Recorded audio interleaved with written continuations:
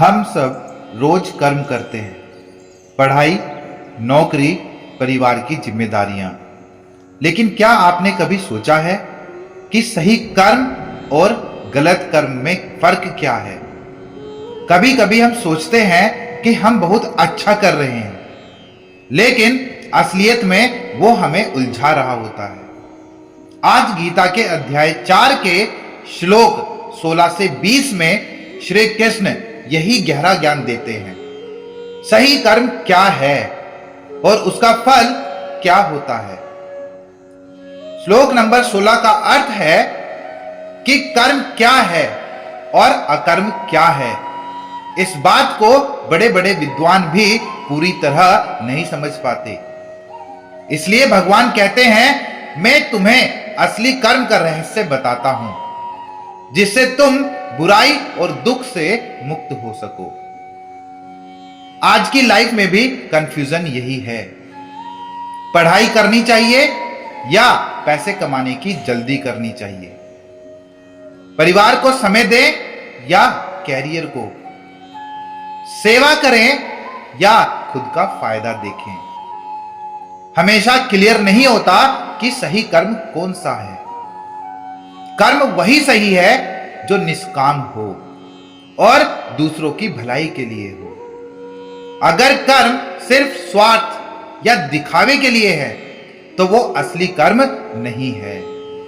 श्लोक नंबर 17 का अर्थ है, कर्म क्या है, विकर्म क्या है और अकर्म क्या है। यह सब समझना जरूरी है, क्योंकि कर्म का रास्ता बहुत गहरा और जटिल है। कई लोग सोचते हैं कुछ मत करो, सब भगवान पर छोड़ दो, ये अकर्म है। कई लोग गलत काम करते हैं और जस्टिफाई करते हैं कि मजबूरी थी, ये विकर्म है।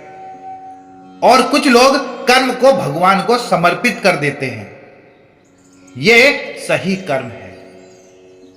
अकर्म हमें आलसी बनाता है, विकर्म हमें बंधन में फंसाता है और सच्चा कर्म हमें आजादी देता है।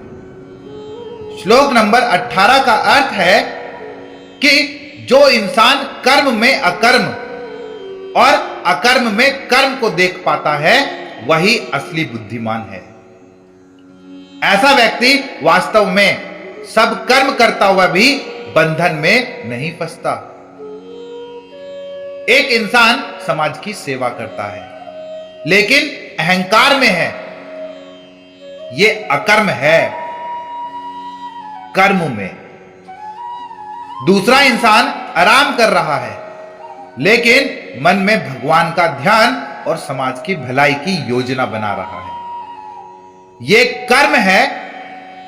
अकर्म में बुद्धिमानी यह है कि कर्म का रियल मतलब समझो।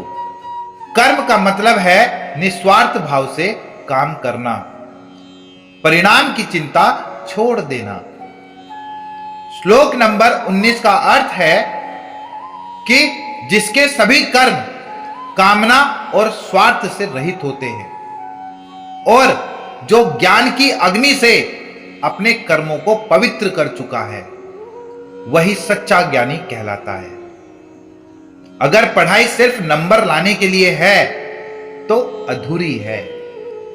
अगर नौकरी सिर्फ पैसे के लिए है तो थकान लाएगी। अगर पूजा सिर्फ दिखाने के लिए है तो खाली है।